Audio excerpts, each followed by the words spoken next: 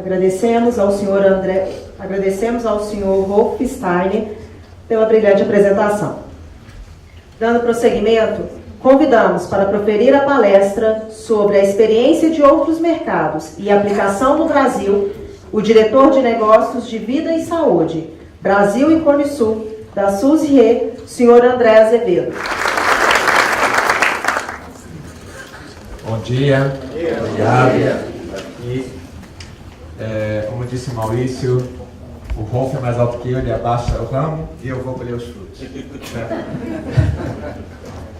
A gente sempre faz essa palestra, já fizemos essa palestra algumas vezes, e a ideia é que o Rolf inicie, traga as evidências, e aqui, o que eu vou fazer aqui é mostrar como a gente pode conjuntamente eliminar esse gap, né? Essa lacuna. Quando a gente fala gap, não é que a gente quer ser pernóstico, não. Aqui gap é uma palavra meio que portuguesada, não? Como é que eu troco aqui? Então, como o Rolf falou, tem alguns fatos que ele trouxe para a gente. Consumidores com seguros inadequados. Falsa noção de preço. Né? E necessidade de produtos simples. Né? A discussão, a pergunta do Sérgio Canesso em relação a por que o doenças graves não é vendido, ou não é muito vendido. Até eu me surpreendi quando eu vi essa pesquisa, essa porcentagem de 10% que acho que chega ali, de doenças graves, para mim é muito menor que isso. Para mim o Brasil não tem tudo isso de doenças graves vendido. Né? São poucas companhias que vendem, e os produtos, quando você vai ler, é como o Rolf falou, você não entende. A gente que é do ramo não entende o que está comprando. Então é muito complicado um leigo, um consumidor, comprar essa cobertura. Então são produtos esse produto tem que ser simples. E tem que existir facilidade da compra, e um fator para doenças graves é a parte da subscrição também. Então isso é um fato. Tem que ajudar a eliminar essa questão. A chave para o sucesso: chamar a atenção para a real necessidade de proteção das pessoas, que elas precisam, né? Existe uma lacuna de proteção, e muitas dessa lacuna, falta de desconhecimento. Para mim é claro que é falta de desconhecimento. Você fala com qualquer pessoa eu costumo pegar muito táxi, então eu sempre converso com os taxistas, é uma fonte de você saber bastante coisa que acontece no país, né? Você vai em Minas, conversa com taxista, vai em Rio Grande do Sul, conversa. Você pergunta, eles perguntam: o que é o seu trabalho? Seguro. Seguro de quê? De vida. Vida, poxa, interessante, né? Pô, não tem nenhum seguro de vida. E são pessoas de 40, 50 anos. Daí eles começam a fazer um monte de perguntas que não tem nada a ver, por falta de desconhecimento mesmo. E demonstrar o custo relativo e facilitar a compra da proteção. Bom, aqui a palestra tem o objetivo de trazer para vocês algumas ideias do que hoje não é feito, ou que não, porque o Rolf falou de doenças graves, todo mundo ouve falar, claro que aqui ouviram falar, porque é uma plateia que trabalha nessa indústria. Né? Alguém daqui não trabalha na indústria de seguro de vida? Todos trabalham, então todos já ouviram falar, se também tivesse ouvido falar de doenças graves. Mas quem aqui já conhece ou já ouviu falar desse produto que ele mencionou, Long Term Care?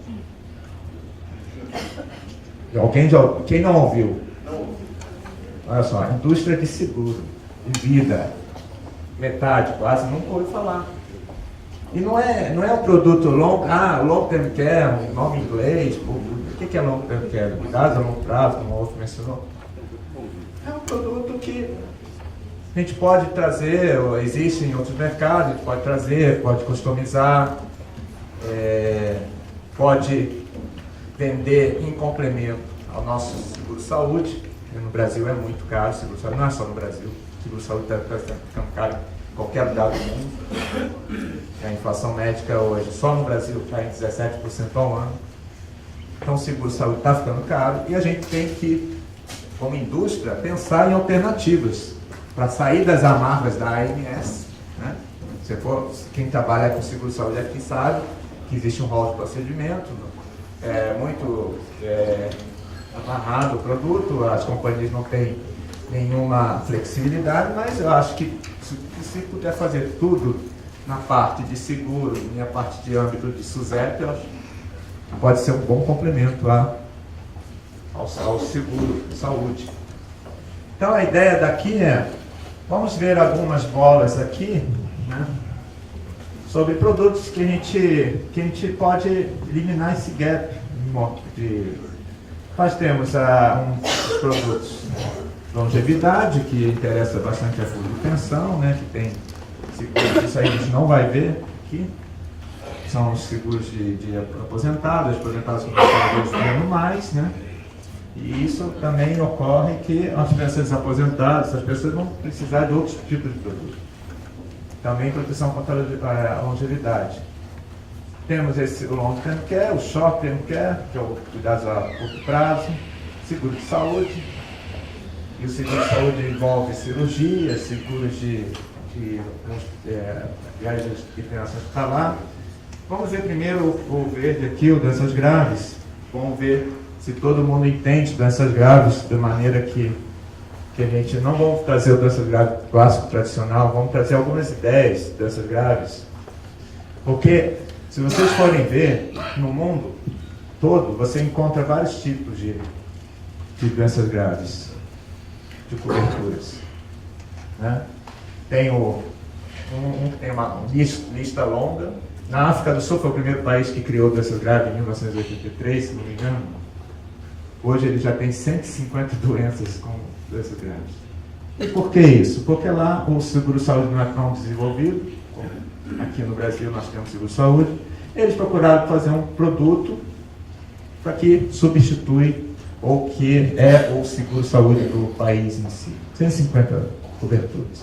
Enquanto no Brasil, que vocês encontram no mercado, são produtos de 5, 6 coberturas. Algumas companhias vendem produtos com mais coberturas, mas não mais do que 12 coberturas. Tem produtos de vários tipos, produtos que só protegem contra câncer, alguns só fazem câncer de homem, outro caso de mulher, produtos que protegem para pessoas com maiores de 60, maiores ou não, mais de 60 anos de idade. Então é uma loucura, né? O produto de doenças graves, câncer maior de 60 anos de idade. Mas na Ásia estão fazendo isso e estão vendendo. Por que a gente não pode fazer aqui? É onde a pessoa precisa do produto, né?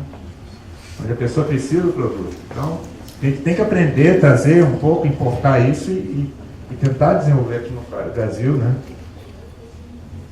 Não uma importação simples e pura, mas estudar e desenvolver. Tem outros tipos de produtos que estão sendo criados, tipo produtos de forma hierárquica, escala, estágios, que hoje o produto dessas graves, se todo mundo, quem já conhece, é aquele produto paga tudo ou nada. Eu costumo chamar tudo ou nada. Né? Aí tem aquela lista de exclusão que é bastante grande. E se a pessoa não tiver nenhuma lista de exclusão e tiver aquele grau de doença grave, essa é a indenização. Agora tem outros produtos que você pode fazer igual seguro de carro. Né? Por isso que a gente botou aqui uma foto de carro. Uma amassadinha assim, né? Se você paga a franquia, se a franquia for pequena, você paga a diferença. Ou tem até a perda total, que é 100% do valor. Por que não fazer um produto desse grave dessa maneira? Né? Nós também podemos ter doenças que não nos danificam por inteiro, vamos dizer assim. A gente também tem câncer que a gente poderia pagar por certo estágio de câncer um valor de soma segurada. Se esse câncer desenvolver para um outro estágio, paga-se mais. E vai para que o produto fique mais atrativo para todo mundo e que as pessoas tenham sensação de que estão comprando um seguro que está sendo usado, que elas possam usar. Né? Isso é o que está sendo inovado em relação a esses produtos no mundo. E esse hierárquico de doenças graves é o produto que hoje a gente chama de tudo ou nada, conhecido como estágio inicial. É lançado inicialmente na África do Sul, depois no Reino Unido e Austrália. Alguns países esse produto de doença grave não teve sucesso nenhum. Estados Unidos, por exemplo, você vai lá, não encontra esse produto. Talvez eu não sabia dessa informação do seu, você falou da próstata aí, mas pode ter sido um fator que lá, doenças graves hoje, as companhias não vendem. Mas eu acho que não é o caso ainda do Brasil. O Brasil ainda é um país que ainda tem muito para desenvolver nesse produto aqui. Então o produto poderíamos fazer pagamentos em percentuais da gravidade da doença. Tá? E outros produtos que estão sendo desenvolvidos no mercado é que vamos dizer que seja um produto de antecipação da morte, ok? Então vamos dizer que um câncer ou uma doença grave causou um certo estágio, você pagou 25%, porque foi um estágio não muito grave, a pessoa se curou 25%. Isso pode ser deduzido do capital por morte. Então o capital por morte era 100 mil, vamos dizer, e ele pagou 25 por doença grave, ficou com 75 mil para capital por morte. Se a pessoa vier a morrer na morte, se paga 75 mil. Se não, se mantém 75 mil, e pode ser que ele tenha outro problema de outra doença grave. Se pagaria por outra doença, não pela mesma, não pelo câncer, mas pagaria por um infarto de miocárdio em determinado grau, se pagaria aquele restante dos 75 mil. Tá? Isso não existe hoje aqui. Né? Porque doenças graves, uma vez que teve a primeira doença, acaba a cobertura. É assim, esse produto que a gente conhece no Brasil. Né? Então acho que a gente pode melhorar bastante os produtos que já existem.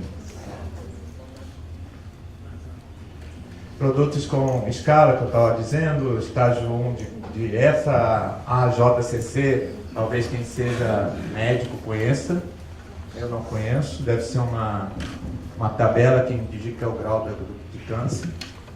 Estágio 1, estágio 1 paga 25%, 2, 3 e 4, assim vai. 4 deve ser o pior estágio.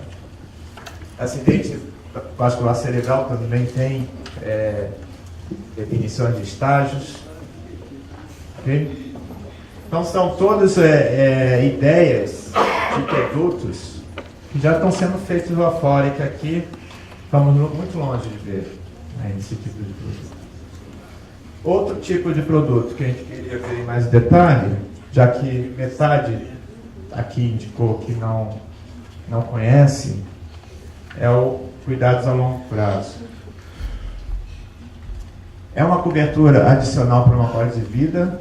Cuidados a longo prazo é indicado para pessoas que já têm certa idade, já passaram dos seus 50 anos de idade, já estão em fase de ir se preparando para a aposentadoria, ok? E as definições são bem simples e bem claras. Não são quase que definições muito objetivas que dizem atividades incapacitantes para a vida diária de uma pessoa. Uma pessoa que já está aposentada, ele tem seus 65 anos, quais seriam as incapacidades da vida diária de uma pessoa de 65 anos? Alguém saberia dizer? Locomoção, se alimentar sozinha, se higienizar, se vestir-se.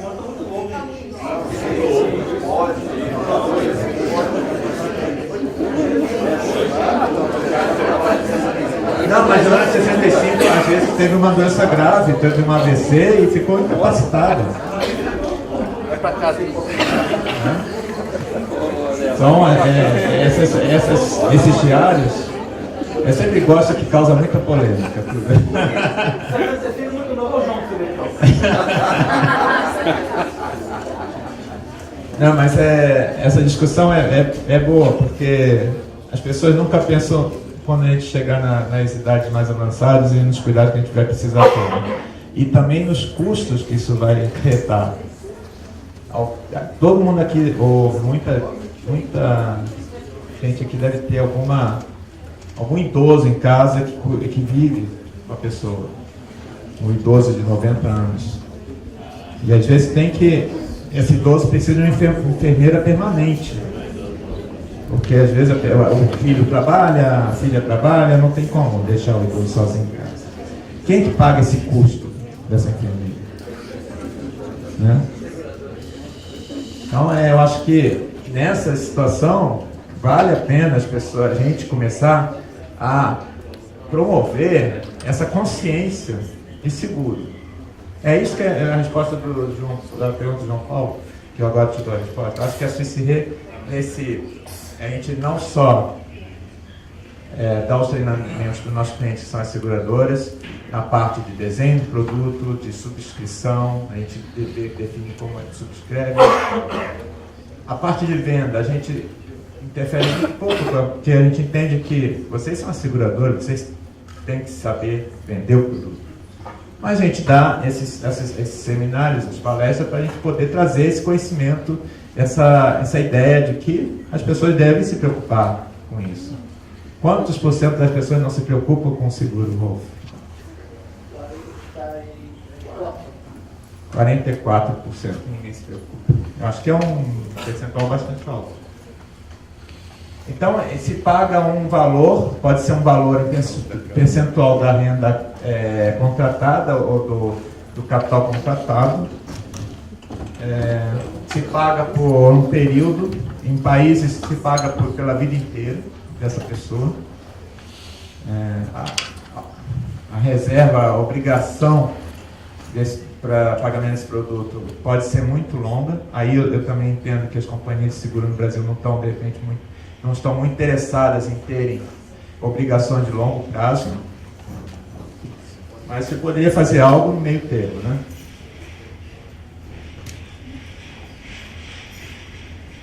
Então, no meio termo, a gente poderia pensar num outro produto que está sendo feito, comercializado em outros países, que é o curto prazo. Cuidados a curto prazo. Né? Muitas companhias de seguros dizem para a gente: eu não quero um produto de longo prazo, que eu vou ter que pagar uma renda para uma pessoa que teve uma incapacidade aos 80 anos até ela morrer. Porque hoje as pessoas estão vivendo muitos anos, mesmo uma pessoa incapacitada pode chegar aos 90 fácil. Então seria uma obrigação de 10 anos de pagar uma renda. E não só a obrigação, e ver a parte atuarial disso, né? Como é que vai prever? Porque atuarialmente falando, já é difícil você prever uma pessoa que não tem problemas incapacitantes, a mortalidade dessa pessoa. Quando que ela... Imagina uma pessoa que é incapacitada, que a probabilidade de morrer inválido é muito maior. É mais difícil prever.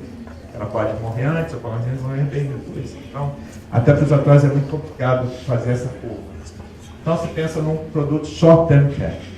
Um produto em que, basicamente, você define alguns eventos que podem acontecer, tá? E você vai dizendo cobertura de eventos de trauma agudo, como fratura de quadril ou membros, eventos mais que os idosos passam, né, quando chegam a uma certa idade. A quebra de ossos é muito comum, idosos pode levar à morte. Fornece um benefício de dinheiro maior em caso de condição médica aguda. Então se fornece um benefício em que ele possa se recuperar nos próximos 6 meses. Possa preparar a sua casa, porque a pessoa às vezes quebra a bacia e não anda mais. Então precisa de toda a preparação para fazer rampa em casa, melhorar o banheiro, botar suporte, e a pessoa não está preparada financeiramente para ter essa despesa nessa época da vida.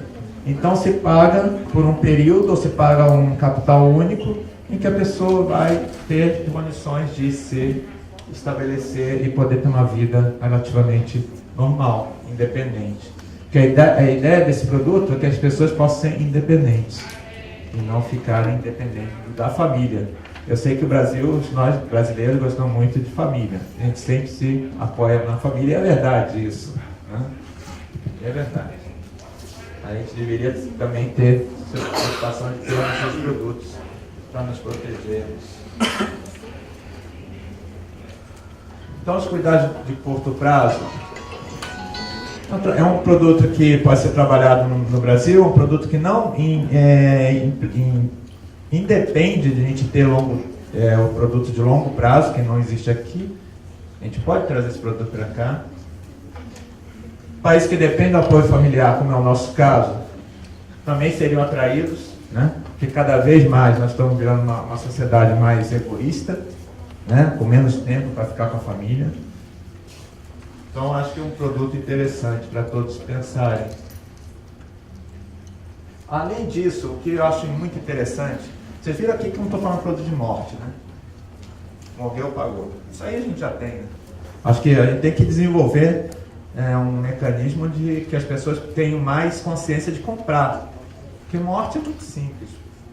Você morreu, pagou uma indenização. Aí muitas pessoas não têm a consciência de comprar o seguro. Mas eu acho que o seguro que a gente pode desenvolver são produtos ligados à saúde.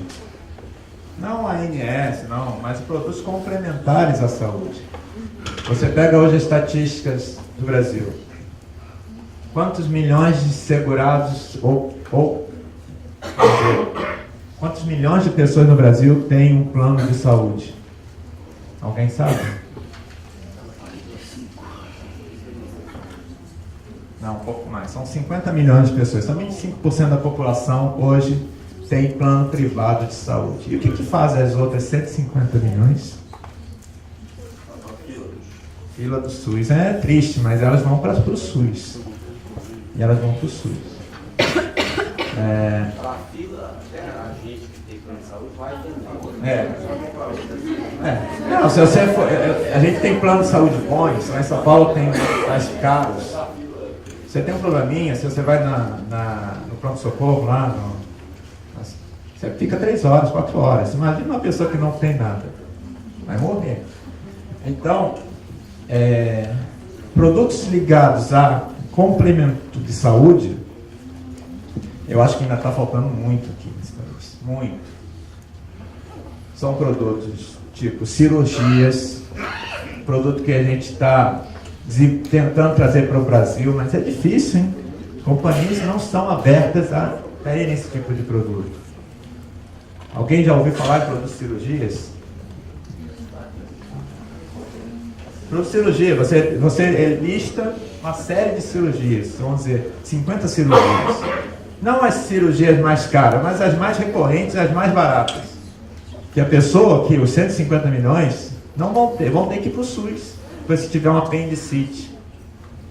Simples. Vesícula. É inguinal.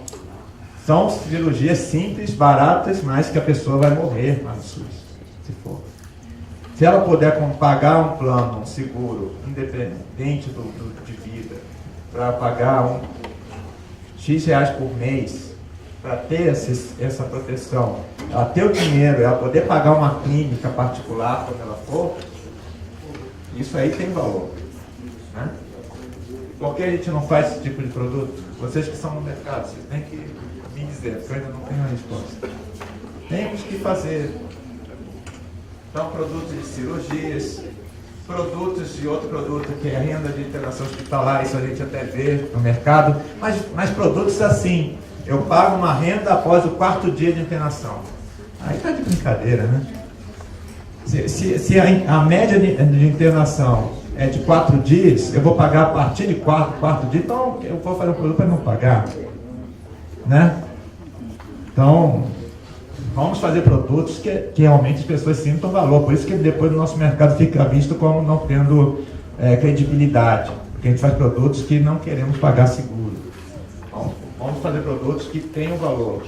Então, produtos de área de internação hospitalar, que são produtos que, se uma pessoa que trabalha de forma autônoma, um taxista, ele teve um acidente, vai para o hospital, ele vai receber sua diária lá nos seus dias, que ele vai ficar parado, né?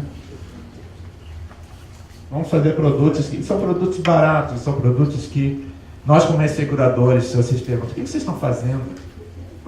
Vendendo produto que custa, que você vai pagar R$200 por dia de diária. No máximo vão ser uma diária de 4 dias em média, você vai pagar 800, tira a franquia, que tem que dar um dia de franquia sempre, vai pagar R$600, o que vocês estão fazendo? A gente está promovendo o mercado, na verdade. A gente está promovendo o mercado. Porque se esse mercado crescer, nós, seguradores, vamos crescer também. Ok, isso são produtos, né? Não quis falar de todos, existem muitos outros produtos. Deixa eu ver se eu me lembro mais produtos.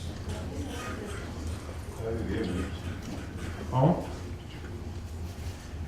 então tem produtos, agora estão criando produto de câncer para mais de 60 anos. Produtos, outro dia eu vi um produto interessante.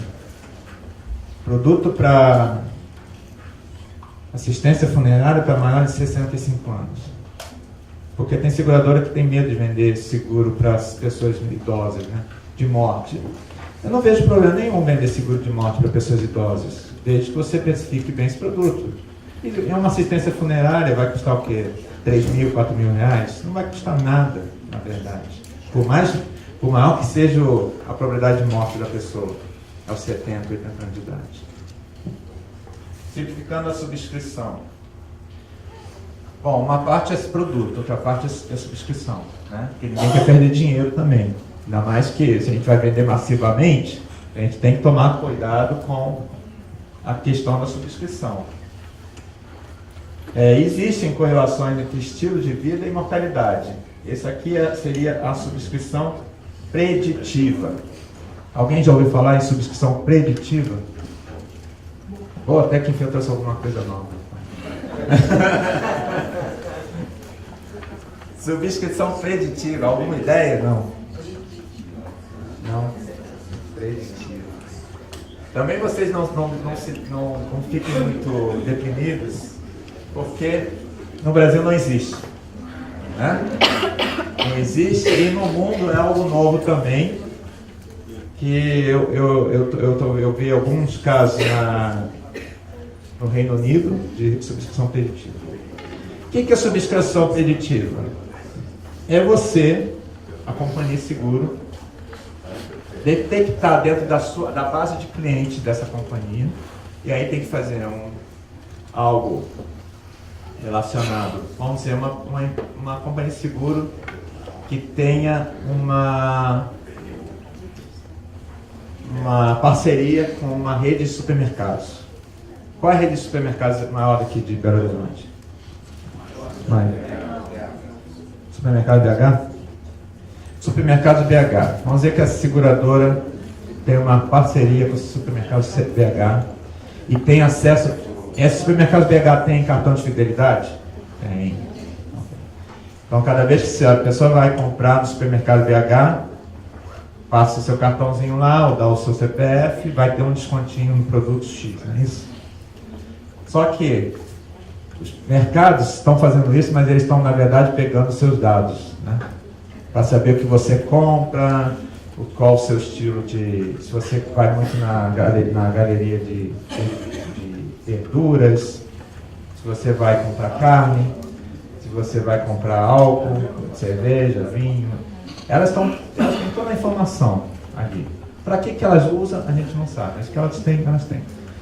O que se poderia fazer? É a tal de subscrição preditiva. Ter acesso a essa base de dados desses clientes e identificar que a pessoa, do José, que é cliente desse supermercado, ele é uma pessoa saudável, vai sempre comprar produtos orgânicos, verduras, legumes, peixe, aves. Ele supostamente deve ter uma vida saudável. ela vai fazer uma correlação entre esse dado dessa pessoa com os dados da seguradora, das pessoas que já foram subscritas pela seguradora, e a seguradora identifica que dentro da base de clientes da seguradora, que já tem um seguro, identificou um José também, mais ou menos a mesma idade, também uma pessoa saudável, uma pessoa com estilo de vida assim, e ela faz uma correlação dizendo, esse José aqui é parecido com o José que eu tenho aqui, e para esse José aqui, eu posso oferecer, sem nenhuma subscrição, um capital por morte. Isso é a subscrição preditiva. Eu quero dizer que eu vou oferecer 100 mil reais para uma pessoa, sem declaração de saúde, sem nada. Aquele crédito pré-aprovado do banco. Exato, crédito pré-aprovado. Isso é a preditiva. Tá? Isso não tem, mas a gente tem. O Brasil é um país excelente para subscrição preditiva. Excelente. Por que excelente? Porque nós temos o principal nesse país. O que é? O que é, Lu? Gente. Aqui tem gente para dar com pau. Né? Tem gente, tudo que eu gasto tem gente. Né? E a gente não utiliza isso. E a gente tem também sistema de informatizados. Né? Sem falar de banco. O banco sabe tudo da sua vida. Tudo. Eu não quis falar de banco aqui, porque eu sempre sei que tem segurador ligado, que não é ligado a banco, fica com raiva quando eu falo de banco. Mas banco sabe tudo da sua vida. Né? Então vamos falar de supermercado, que todo mundo pode ter acesso. Então, isso é a preditiva. Oferecer condições imediatas, sem declaração de saúde completa ou exames médicos, a um preço competitivo, porque você já sabe qual vai ser a experiência dessa carteira que você está oferecendo, baseado na que você já... A partir de uma marca comercial que eles conheçam e confiem. Não vai confiar na seguradora, vai confiar no supermercado que eles compram lá, que está oferecendo o produto. Diversas abordagens com clientes através de internet, telefone, e-mail ligados a produtos. Os corretores não se deixem ficar tristes, porque eu acho que tem espaço para todo mundo. A subscrição preditiva é maximizar o valor dos dados que essa empresa já tem de seus clientes. Muito pouco faz isso. Eu acho que seguradoras que têm automóvel fazem isso, de uma certa maneira. Né?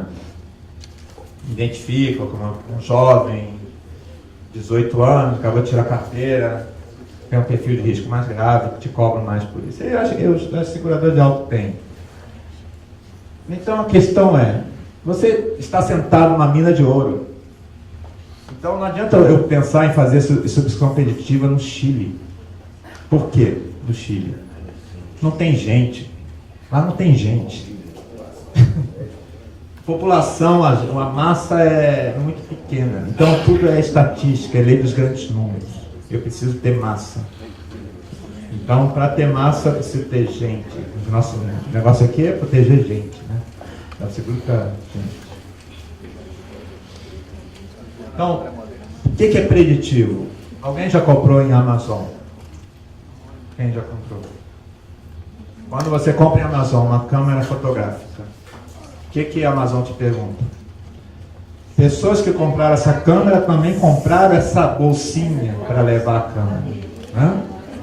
Pessoas que compraram essa câmera também compraram a bateria XPTO adicional.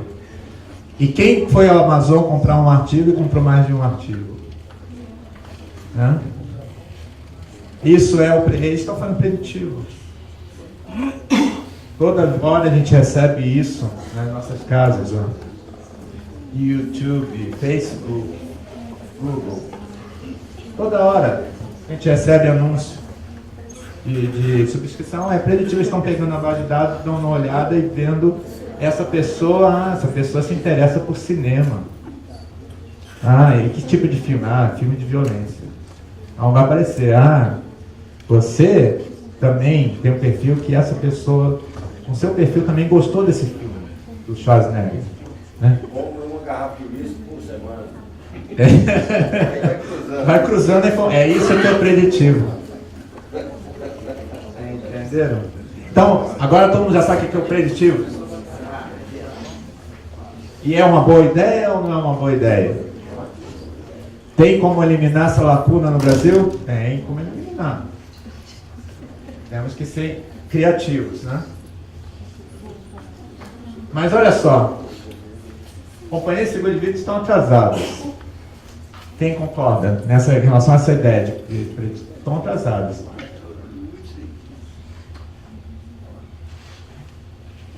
Então a questão é, podemos prever a mortalidade baseada nas informações disponíveis de todos os dias? Sim, podemos. Podemos, e aí existem os estatísticos, né, que trabalham mais de atuário, é estatístico, e que os estatísticos fazem esse cruzamento e identificam exatamente, né, agora está em período eleitoral, que os estatísticos dizem, essas pesquisas, né, eles acertam. Quando eu era mais jovem, eu não acreditava nas pesquisas. Depois que eu passar com o tempo que eu vi que eles acertavam, e realmente acertam. Uma ideia, uma forma para a gente eliminar a questão ou simplificar a questão da subscrição, né? Que é um grande problema no Brasil hoje para a gente vender capitais de maior valor. Digo maior valor, acima de 100 mil reais já é um problema para se vender um capital de maior valor aqui no Brasil, né? Porque a seguradora pede isso, pede aquilo, vem a declaração de saúde, tem ou não, ela recusa, ou então ela pede um outro relatório que você nunca consegue pedir para os seus clientes, para o seu segurado, né? Então é um problema. O que a gente pensou? É um problema para o CICER também, porque se vocês não vendem somas altas, eu não tenho resseguro, né? Porque a companhia tem uma retenção e ela vai passar para mim o valor que exceder essa retenção. Se não se vende, eu não tenho resseguro. O que eu posso fazer para simplificar? Então a gente criou esse conceito, esse conceito já existia em outros países, a gente trouxe para cá o conceito da telesubscrição. Alguém já ouviu falar de telesubscrição?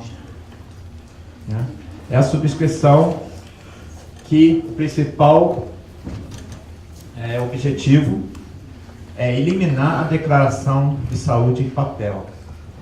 Não tem mais declaração de saúde em papel. Quem é corretor aqui e adoraria ter um produto de vida sem todo, né? Declaração de saúde em papel é um entrave, né? A declaração de saúde, eu acho que é um entrave. É um entrave. De papel, não sei se é pior ou não que a eletrônica. De qualquer maneira, você tem.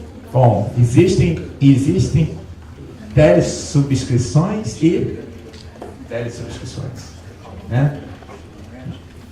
A nossa telesubscrição que a gente está trazendo para o Brasil é substituir uma declaração em papel por uma entrevista com uma enfermeira, e que a entrevista começa assim. Primeiro tem o senhor aceita falar a verdade, sabe que o senhor vai ser gravado, ok, assim. Tá tudo bem com o senhor? Tudo bem, ótimo. Tudo bem com vocês? Beleza. Quem que vai dizer, não, eu tive hoje um pouquinho de dor de cabeça? Quem vai começar uma conversa assim? Ninguém. Né? Teve uma pessoa que a gente entrevistou, eu escutei da entrevista, que a pessoa falou, tudo bem com você? Tudo bem, uma mulher. Então, como é que foram fazendo as perguntas, que basicamente são as perguntas da declaração de saúde, ela foi respondendo. No final a gente descobriu que ela tinha sido atropelada em Nova York, tinha quebrado a bacia, tinha feito uma cirurgia de um tumor no útero. Para ela estava tudo perfeito. Naquela hora que você perguntou para ela estava se sentindo super bem. Mas será que era um risco bom para a seguradora? Né? Então, e será que no papel a pessoa declara tudo? No papel? Primeiro que o corretor, não é desmerecendo vocês não, mas o corretor vai dizer, olha, você não tem isso, tem? Não.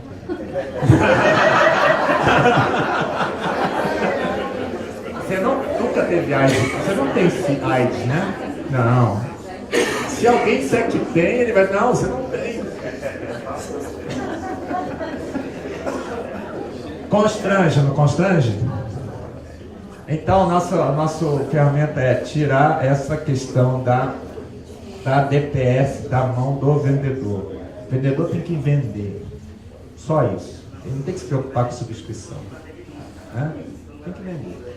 Então, a gente tirou isso do vendedor, o vendedor vende. E a primeira empresa que a gente fez subscrição no Brasil foi por meio de telemarketing. Telemarketing. Aí vocês dizem, mas telemarketing é complicado, hein? Bom, complicado é a venda, a telesubscrição não é complicado. Complicado é você vender produtos capitais segurados até R$1 milhão por telefone. Isso é complicado, eu tenho que dar parabéns para o corretor que consegue fazer isso, né? O vendedor.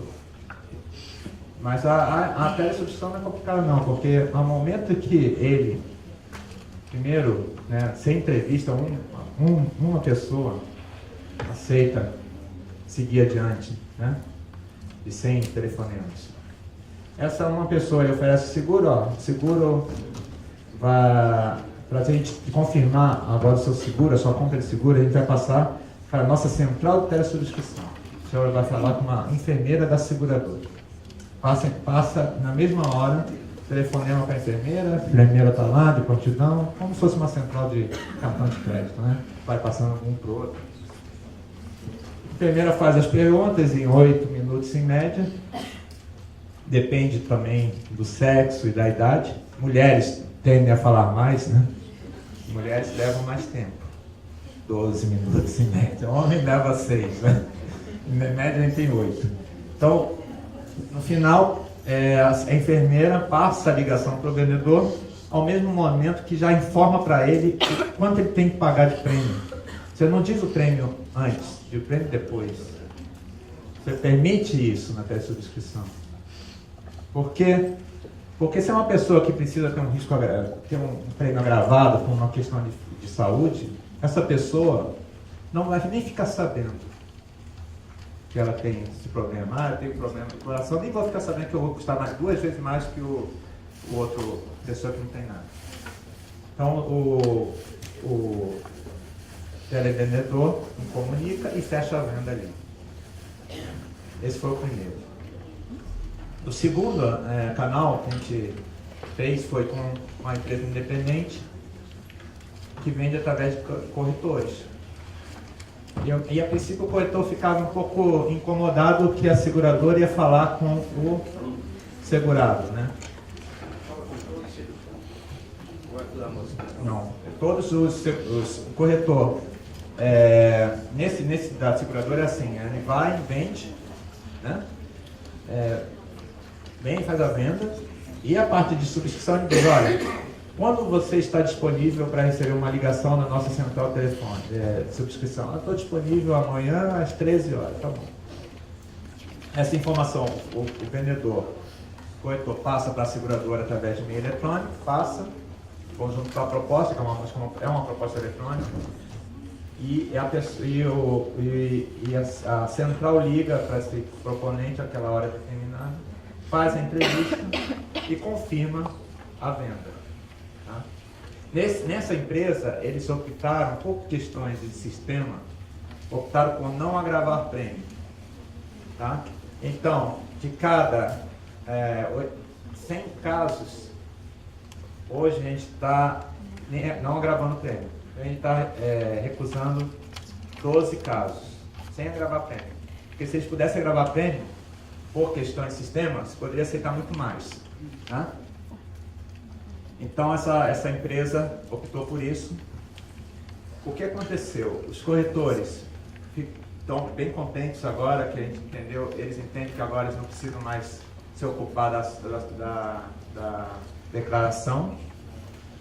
O capital médio dessa carteira, a gente pegou, a telesubscrição não é um produto, tá? É um produto, a gente só muda a subscrição, é um processo. Essa carteira já existia e tinha um capital médio de R$170 mil. Para o segmento que a gente está, a gente estava fazendo subscrição, capitais acima de R$100 mil. Tá? Para capitais acima de R$100 mil, essa carteira tinha R$170 mil de capital médio. É um capital até interessante, né? 170 mil. Mas para capitais acima de 100 mil. Tá? Não quero que, não é para capital de zero, é um produto que vendia de capital de 100 mil para cima. 100 mil a 1 milhão. Com a telesubscrição, nós conseguimos, com um processo novo, elevar esse capital médio para R$330 mil. Tá? Por que vocês acham que conseguiu elevar para R$330 mil? A resposta está no corretor. Quem é corretor pode dizer.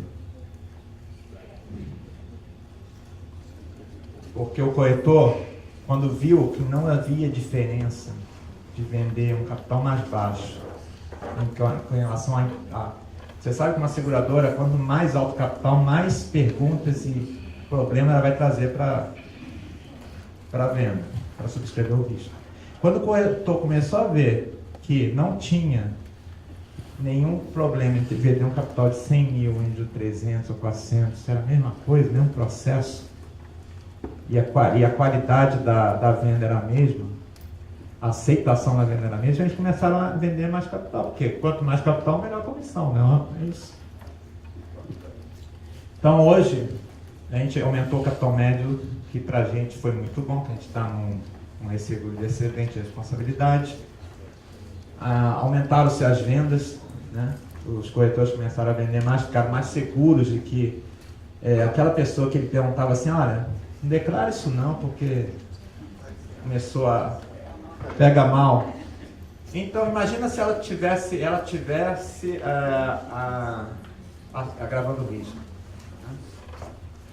Com essa telesubscrição, como a gente falou, existem, como falei para vocês, telesubscrição que a gente chama com T minúsculo, que é somente a teleentrevista, aí está, qual é o seu nome? Desculpa. Helder, aí está a sua pergunta. Teleentrevista é isso.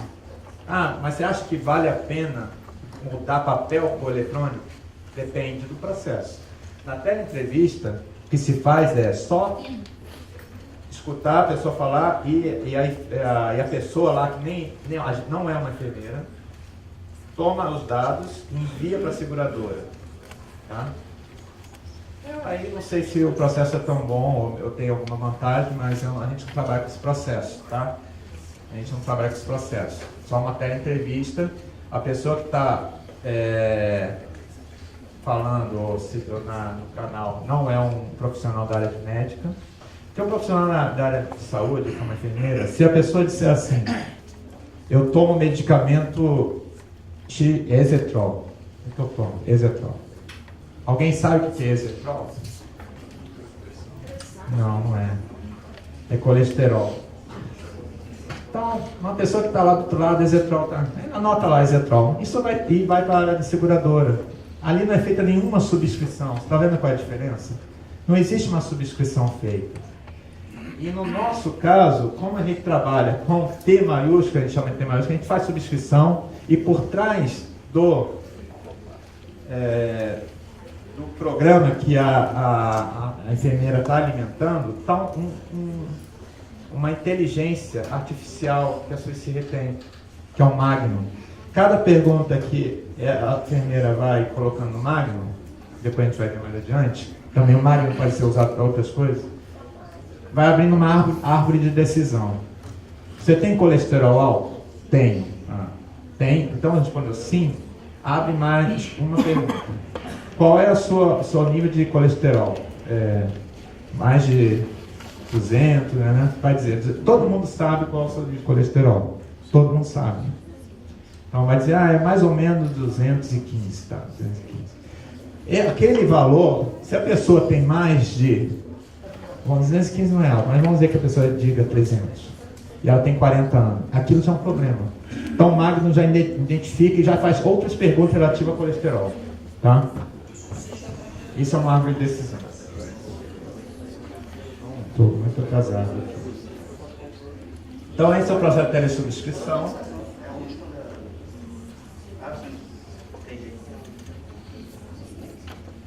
Temos o Magno, que é outro processo, que é o processo automático de subscrição.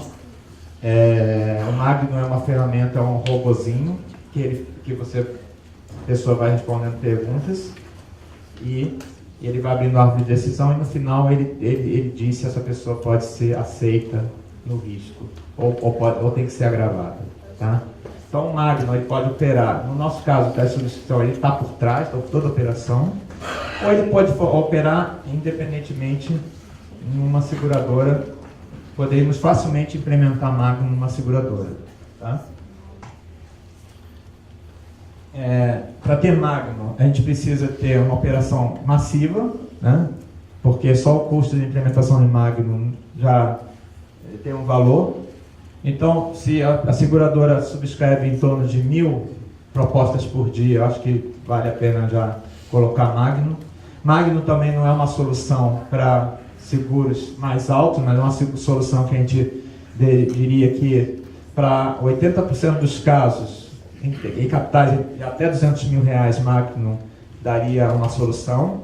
Em telesubscrição, a gente está indo a capitais assim, até R$1 milhão, somente com entrevista, sem nenhum exame médico. E Magno iria uma faixa menor, todo de até 200 mil. Ou seja, a companhia, para aumentar a sua massa, poderia ter Magno e poderia ter telesubscrição depois. Né? Então, Magno é um programa que pode ser implementado, inclusive, no iPad do corretor, ligado diretamente com a companhia e aí feita a subscrição e enviado para a companhia. Isso é o que a gente está vendendo assim na Europa, o Magno. Depois a gente passa essa apresentação para vocês. E como eu já dei bastante tempo na minha palestra e ainda temos perguntas, eu vou terminar por aqui. Tá bom? Muito obrigado a todos.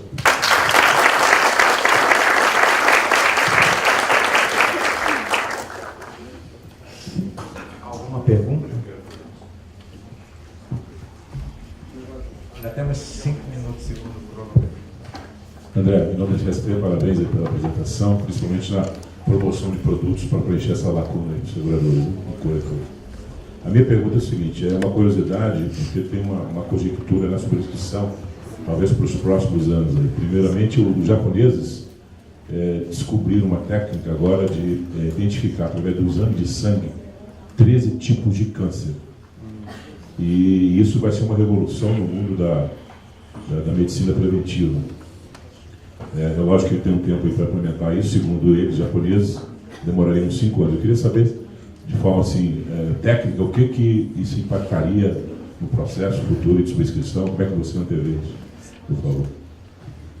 Dessa do japonês, da questão do câncer, eu não sabia, mas a partir de uma gota de sangue você já sabe bastante de uma pessoa, né? E nos Estados Unidos você oferece uma gota de sangue e ele já tem uma visão clara da sua saúde.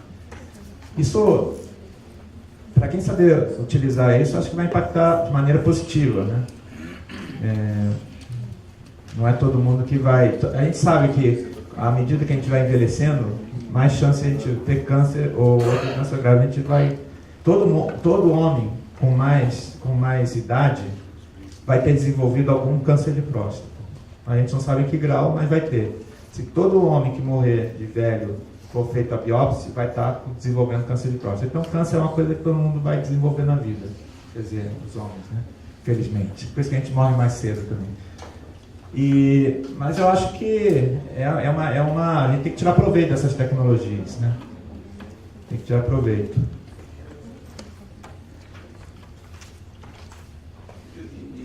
Na nossa situação de hoje em dia, não sei se lógico não é só no Brasil, mas você tem aí uma gama muito grande de pessoas que têm hipertensão, problema de inclusive tomam medicamento, provavelmente colesterol alto, diabetes. E isso, na hora que você preenche aquele questionário de saúde, você tem, às vezes, recusa por conta desse tipo de problema. Desse percentual aí que o Rolf, né? Falou de 40% que não tem seguro, talvez um percentual alto também de pessoas que têm algum tipo de controle, alguma doença crônica. Claro. É difícil hoje em dia você vender algum processo, alguma pessoa que está com doença crônica. Como é que você acha que... Você falou dessa subscrição aqui, você não falou em momento algum de recusa, você falou de agravação, né? Como é que fica essa? Exatamente. A questão da pessoa ser crônica, a gente tem que sempre olhar pelo ponto de vista. Subscrição em vida é assim. Eu não quero olhar a pessoa do ponto de vista de saúde e curar a pessoa. A gente quer que essa pessoa mantenha o seguro pelo menos por 3 anos, sem morrer nos primeiros 3 anos. Isso é que é o objetivo da subscrição de vida. Que muitas seguradoras talvez não entendam isso. A gente não quer, o subscritor de vida não é um médico, ele não vai querer curar. E o crônico não é problema para a gente, porque se o crônico é um crônico controlado, toma medicamento para pressão, toma medicamento para colesterol, ele vai ter uma expectativa de vida normal a qualquer pessoa. E para o subscritor de vida, o importante é que ele não morra nos primeiros 3, 4 anos da apólice, tá? Essa é a principal, porque isso é atuarial. A gente já fez, mostrou curvas atuariais de mortalidade de carteiras que foram selecionadas e carteiras que não foram selecionadas. Muitas vezes vida em grupo não é selecionado.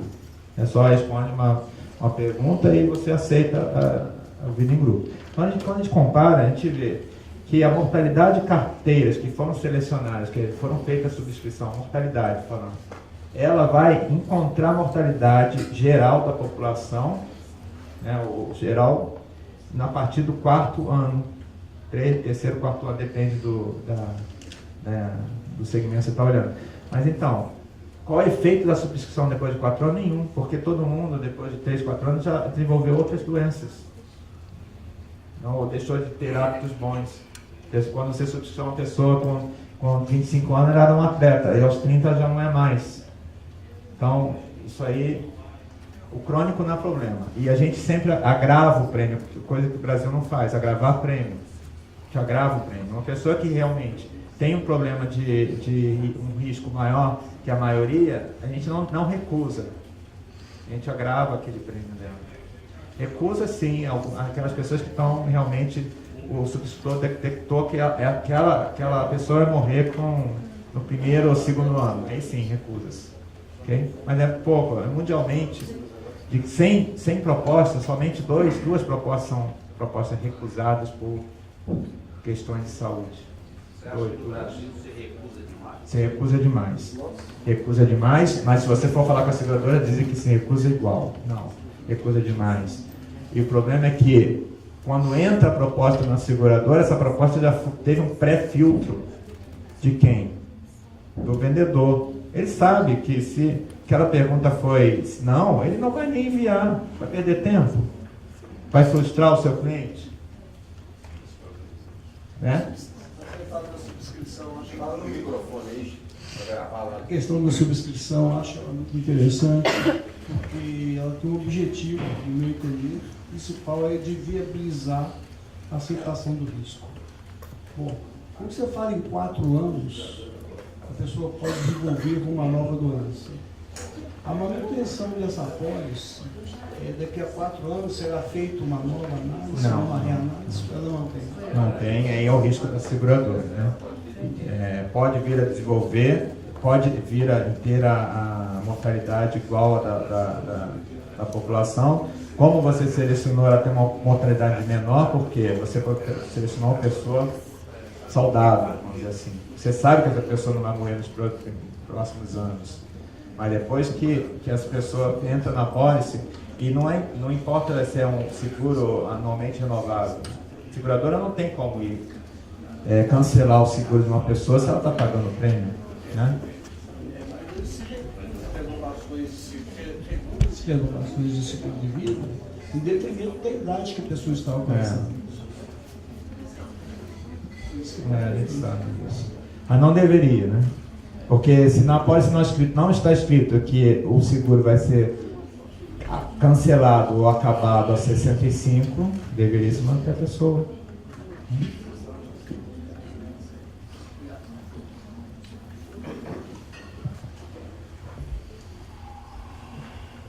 nome é Eduardo, Prolíter de Corretora. Duas questões. A primeira, com relação à cobertura de cirurgias, como foi citado em seguro. Vocês não detectaram nenhum confronto com a atual legislação de planos de saúde, dificultando o desenvolvimento desse produto? Essa é a primeira. A segunda é só com ao Magno. Ele não estaria disponível para seguro de saúde? Ah, boa pergunta. As duas são boas perguntas. A primeira, em relação a conflito, aí não detectamos, porque nós estamos vendendo capital, não estamos vendendo reembolso. Acho que tudo que você entra na questão de reembolso, você vai conflitar com a ANS. Mas essa é uma opinião minha, que eu não sou advogado, eu sou atuário. Então, eu acho que as advogadas... Mas eu acho que tem uma companhia no mercado, duas vendendo produtos cirurgias. Acho que não tiveram problema. A outra pergunta é o Magno. A gente tem Magno para saúde? Sim, tem. Então, o Magno Saúde, a gente ainda não identificou muito bem qual seria a utilidade do Magno aqui no Brasil, uma vez que aqui no Brasil você não pode dizer que uma pessoa que tem hipertensão, ela não vai ser tratada de hipertensão, né?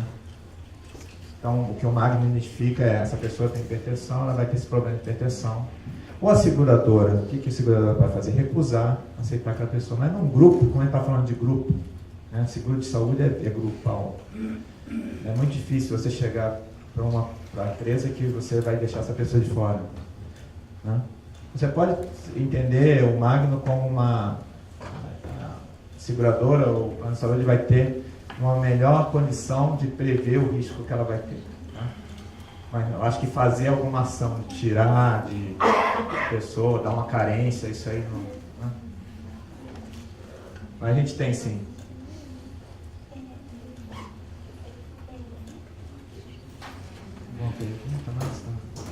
Bom, muito obrigado.